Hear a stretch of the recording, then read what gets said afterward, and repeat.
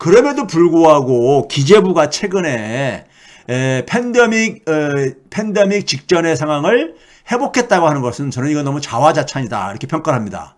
자화자찬이다. 1월 12일 날에 기재부가 지난해 연간 고용 동향 분석하면서 코로나19 이전, 그러니까 20년 2월 달 대비해서 100%가 넘게 회복이 됐다. 100.2% 회복이 됐다 그러는데요. 이것도 인구의 변화를 고려 안 한 거예요. 자, 무슨 얘기냐면요. 위에 부분이 좀 잘리네. 이게 무슨 얘기냐면요. 우리가 이제 보게 되면은 15세 이상 인구가 한 51만 명이 증가했어요. 그 팬데믹 이전에 비해서. 그러면 당연히 취업자도 그러니까 그에 비례해서 증가할 수밖에 없습니다. 증가할 수밖에 없어요. 그렇죠? 그런데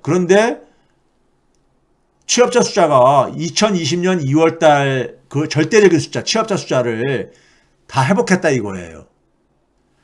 그렇게 해가지고 일자리가 다 회복됐다고 얘기하면 안 되죠. 고용률로 봐야 되는 겁니다. 고용률로. 이게 지금 화면이 잘리고 있는데 시청자들은 보이실지 모르겠네요. 고용률로는 아직 회복이 안 됐어요. 2020년 2월달 수준을요. 회복이 안 됐습니다. 거기다가 밑에 산업별로 이렇게 좀 돼 있는데 제조업이 굉장히 핵심 산업이죠. 우리나라 산업에 있었어요. 7만 4천 명이 아직 회복이 안 됐습니다. 2020년 2월달 대비해서요. 자영업이 많이 밀집되어 있는 도매소매, 숙박, 음식점업은 44만 명이 감소했고요.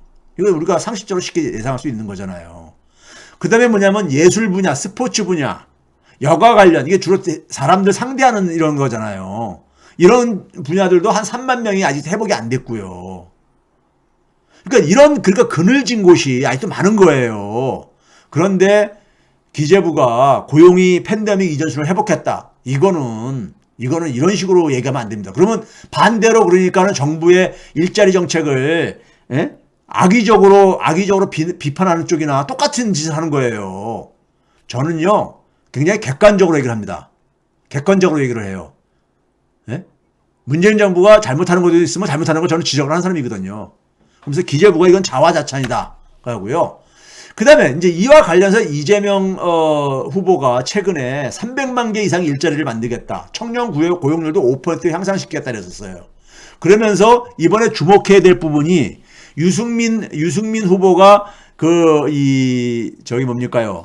당내 경선을 하면서 공약을 내세우면서 그 공약 중에 사회 서비스 일자리를 100만 개를 그러니까 만들겠다 이런 거였어요. 사회 서비스 일자리라는 것은 지역사회에서 많이 그러니까 우리가 관이 못하는 거, 그 다음에 민간기업도 안 하고 있는 거, 그러면서 동시에 뭐냐면은 그 지역 주민들한테 삶의 질에 도움이 되는 거 있잖아요. 예를 들면 그러니까 우리가 아이들 그러니까 녹색 어머니회로 해가지고 이렇게 가고 그러는데 그런 걸 공공일자리로 하고 있잖아요. 그런 것뿐만이 아니라 그 다음에 이제 우리가 그 지역사회 속에서 그러니까 예를 들어서 재활용 물품을 가지고 그걸 새롭게 이제 그걸 리사이클링 해가지고 하는 이런 사업을 하는 경우도 있고 그러잖아요. 그런 것들이 지역사회에서 자활센터 이런 데서들 이제 그런 걸 하고 그러잖아요. 그 다음에 이제 지역 주민들이 이제 그러니까는 원하는 그러니까 어떤 서비스들이 있을 수가 있잖아요. 많은 서비스들이요. 그렇죠? 이런 것들을 그러니까는 복지 서비스도 있을 수도 있고 아니면 그다음에 우리가 체육 서비스가 있을 수도 있고 여러 가지 서비스가 있잖아요. 문화 서비스도 있을 수도 있고요. 이런 거를 그러니까 대규모로 만들어야 된다. 결국 선진국 사회로 가려면은 시민들의 삶의 질이 개선돼야 되는 거잖아요. 그러니까 지역사회 그러니까 지역사회에서 수요가 있는 그런 사회 서비스 일자리를 100만 개를 만들겠다고 유승민 후보가 이 경선 과정에서 얘기한 거를 수용을 한 거예요. 이재명 후보는 실용주의자다 보니까는 반대당에 있는 사람이 한 공약이라도 그것이 국가 경영에 필요하면은 수용하겠다 해가지고 받아들인 거죠. 이거 100만 개를 포함해서 300만 개 이상 가겠다는데 이 사회 서비스 일자리가 앞으로 고령화 사회 속에서 굉장히 중요합니다. 왜 그러냐면은 우리 사회에서 보게 되면 대개 60세 전후의 대개들 은퇴들 하잖아요. 예? 은퇴들 하잖아요. 근데 아직도 그러니까는 체력적으로는 아직도 굉장히 왕성하게 활동을 할 수 있는 나이들이란 말이에요. 근데 그런 분들이 대개가 보게 되면은 그분들이 그러니까 은퇴하기 전에 그러니까 우리가 일을 했었던 경력들은 그냥 일거에 무시가 돼버리고 그냥 단순한 공공 일자리로 막 그냥 이렇게 신청을 하면 배치를 하는 거예요. 근데 이왕이면은 은퇴 전에 자기가 그러니까 활약했었던 그런 분야의 이 역량을 발휘해가지고 할 수 있는 일자리로 연결시켜주는 게 중요하잖아요. 그렇죠? 그러니까 저같이 그러니까 대학 교수를 했던 사람이 딱 65세에다가 넘어가지고 퇴직하게 됐는데 저한테 그러니까 예를 들어서 제가 이제 공공일자리 신청을 했는데 그 공공일자리가 그러니까 지역에 그러니까 뭐 예를 들어서 쓰레기 줍는 거라든가 이런 걸 하는 것보다는 조금 더 제가 가지고 있는 이 경험을 살려가지고 그러니까 지역사회 그러니까 예를 들어서 뭐 이렇게 이 경제 강좌라든가 이런 것들을 해주는 것이 필요하다면 주민들이 원한다면은 그런 게 훨씬 더 나은 거잖아요. 그러니까 그런 다양한 그러니까는 사람들이 그러니까 1차 은퇴를 하고 나서도 자기가 그러니까는 그 60세 이상 고령층이 됐을 때 자기가 그러니까 경험했었던 경험과 그다음에 자기가 가지고 있는 이 지식이나 이런 걸 가지고 그 이왕이면 그 관련 분야에서 그러니까 그 관련 분야에서 계속해서 지역사회를 위해 가지고 자기가 좀 이 봉사를 하거나 일자리를 가질 수 있도록 이거 하는 게 굉장히 중요합니다. 왜? 60세 이상 인구가 폭발적으로 증가하는 상황. 지금 우리가 흔히 말해서 베이비붐 세대가 막 이제 은퇴들을 하고 있거든요. 은퇴들이 지금 막 하고 있거든요. 그럼 이분들 그러니까는 뭔가 그러니까 우리가 일자리로 흡수를 해야 된다고요. 그런 점에서 사회 서비스 일자리를 확장시키는 것은 이건 절대적으로 필요한 겁니다. 절대적으로 필요한 거예요. 자, 보세요. 한국과 미국의 고령화율을 보게 되면은 2000년경에 한국의 고령화율은요 7%였었습니다. 고령화율이라는 것이 전체 인구 중에서 65세 이상 인구가 차지하는 비중이란 말이에요. 2000년에 7%였었는데 2020년에 16.4%가 됐어요. 이게 미국하고 비슷한 겁니다. 근데 미국은 20년 전에는 12.4%였었어요. 그러니까 우리가 고령화 속도가 굉장히 빠르잖아요. 미국과 비교만 보더라도요. 그러니까 60세, 65세 이상 인구가 폭발적으로 증가하는 상황 속에서 이분들에게 그러니까 우리가 일자리를 그러니까 좀 더 정교하게 만들어줄 필요가 있죠. 그러니까 그냥 단순 그러니까 시간 때우기 이런 일자리가 아니라 이왕이면 그분들의 경험을 살려가지고 할 수 있는 일자리들을 그것이 지역사회 지역 주민들의 삶의 질을 높이는 데 기여를 할 수 있도록 이렇게 좀 연결을 해야 되겠죠. 다양한 지역사회 서비스 일자리들을 만들어야 되는데 거기에 고령층 일자리들을 그러니까 고령층 인구들을 연결시킬 수밖에 없어요. 왜? 고령 인구가 폭발적으로 증가하기 때문에. 그렇죠? 이분들한테 그냥 단순 일자리를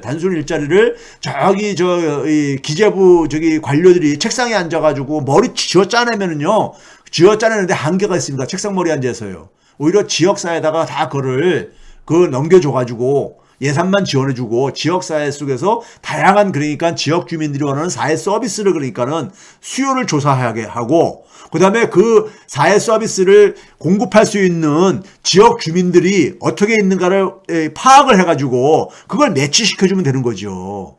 그렇게 해서 일자리를 창출해야 되는 거죠. 물론 고령화에 대한 대책보다 더 원천적인 대책은 저출산 대책이죠. 우리가 고령화율이라는 것이 지난주에도 얘기했지만은 이 분모가 전체 총 인구고 분자가 65세 이상 인구란 말이에요. 그러니까 분모 총 인구는 결국 출산율에 의해서 결정되는 거란 말이에요. 그러니까 이 출산율이 떨어지게 되면 분모 총 인구수가 줄어들 수밖에 없잖아요. 그러면 고령 인구는 갈수록 증가할 수밖에 없는 상황 속에서 고령화율은 굉장히 빠르게 진행될 수밖에 없지요. 그래서 출산율을 높이는 것이 고령화 대책의 가장 좋은 대책입니다. 근데 저출산의 우리가 경제적인 요인은 우리가 뭐라 했었습니까요? 임금 불평등. 그 다음에 두 번째가 높은 주거비용. 셋째가 자녀 교육비 등으로 한국은행 조사임을 확인했다 그랬잖아요. 그렇죠? 그래서 여기에 대해서 이재명 후보가요, 내놓는 공약들이 그냥 갑툭튀가 아니에요. 갑자기 툭 튀어나온 그런 공약들이 아니에요. 이재명 후보가 최근에 그러니까 비정규직들은 정규직보다 시간당 임금을 더 많이 똑같은 업무에 대해서는 더 많이 줘야 된다. 이런 걸 제안을 했잖아요. 그게 맞는 말이거든요. 그게 맞는 말입니다. 호주 같은 경우는요, 광부들이 그러니까 의사들보다 더 많은 이 소득을 올립니다. 광부가요. 왜? 위험하고 그러니까는 상대적으로 그러니까는 소위 우리가 하는 3D 업종이라고 하는 이런 쪽에 하는 사람들에 대해서 보상을 해주는 거죠. 비정규직은 고용이 안정이 안 되는 분들이잖아요. 불안정한 사람들이잖아요. 그러니까 이분들은 그러니까는 풀타임으로 일을 하는 것도 아니고, 그 다음에 뭐냐면 많은 그러니까 우리가 그래서 정규직 노동자들이 누리는 그러니까는 우리가 혜택도 못 누리잖아요. 그런 점에서 그러니까는 시간당 또 동일한 업무에 대해서는 시간당 임금은 더 많이 줘야 된다는 건 이건 굉장히 저는 중요한 하나의 공약이라고 봅니다. 정규직과 비정규직 간에요, 임금 격차가 결혼율하고 거의 비슷하게 나와요. 그 비정규직이 그러니까 뭐냐면은 수입이 적다 보니까 결혼을 못 하는 거잖아요. 그러면 비정규직 노동자들도 그러니까는 원하시는 분들은 가정을 갖게, 결혼을 하게 하려면은 임금 불평등을 해소시켜줘야 되죠. 그 공약을 이재명 후보가 내놨잖아요. 주거비 문제 해결하기 위해서 무주택자한테 기본주택을 정부가 제공해주겠다. 장기간, 평생을 했잖아요. 자녀 교육비 문제와 관련해서는요, 이재명 후보가 얘기하는 거예요. 교육 대전환을 얘기를 합니다. 이건 뒤에서도 얘기하겠지만은 지금 대전환 시대에 살고 있다 이겁니다. 그렇기 때문에 사교육비, 우리가 지금은 뭐냐면 입시 중심의 교육이잖아요. 근데 이런 교육을 가지고는 인공지능 시대에 이렇게 더 이상 그러니까는 우리가 이 암기식 교육이라는 건 의미가 없다 이거예요. 오히려 뭐냐면은 문제를 해결할 수 있는 프로젝트형, 그러니까 저는 이제 이걸 교육이라고 하는데, 문제를 찾아내고 다른 사람들과 같이 협력을 해가지고 문제를 풀어가는, 그래서 프로젝트형 이제 그러니까 교육 방식이라는데요. 이런 역량을 키워줘야 되는 것이고, 이런 것들은 그러니까 우리가 전국 어디서나 그러니까 전국 어디에 살든지 간에 아이들을 그런 교육을 받을 수 있도록. 그래서 서울에 안 살아도, 대치동에 안 살아도 그러니까 대학 가는데 문제가 없고 자기의 역량을 발휘하는데 문제가 없도록 해주겠다는 게 교육 대전환의 핵심입니다. 그러면 사교육비 줄어들잖아요. 그래서 이재명 후보가 내놓는 공약들은요, 다 뭐냐면은 우리 사회의 경제 문제를 정확하게 깨뚫고선 얘기를 하는 거예요. 그분이 경기도에서 그러니까 공약 달성률이 그러니까는 거의 100% 가까웠던 이유가 있어요. 그분하고 제가 개인적으로 많이 이 얘기를 나눠봤거든요. 그분은 본인이 첫째는 이해를 해야 돼. 전문가들이 이렇게 얘기를 해줘도요.